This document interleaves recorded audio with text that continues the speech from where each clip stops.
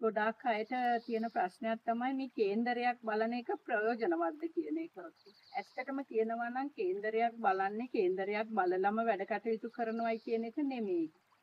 සාමාන්‍යයෙන් යම් කෙනෙකුගේ අපට ඉදිරියේ අපට දැන ගැනීම සඳහා අපට කේන්දරයක් බලාගෙන අපට යන මාර්ගය පෙන්න ගන්න පුළුවන්. හරියට අපි නොදන්න පාරක යනවා නම් අර මැප් එකක් දාගෙන යන්නේ පාර හොයාගන්න.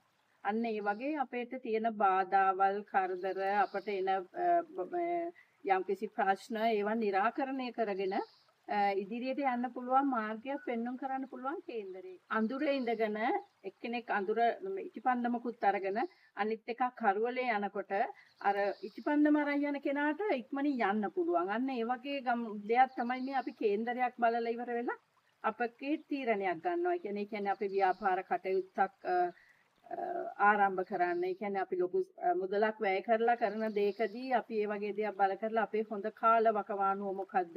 මොකද ගොඩාක් අයගේ කාලවකවානුවත් එක්ක තමයි ගොඩක් අයට බාධක කරදර එන්නේ. ඉතින් ඒ දේවල් निराකරණය කරගන්න පුළුවන් යම්කිසි විදිහකින් කේන්දරයක් බලලා තීරණයක් අරගත්තා.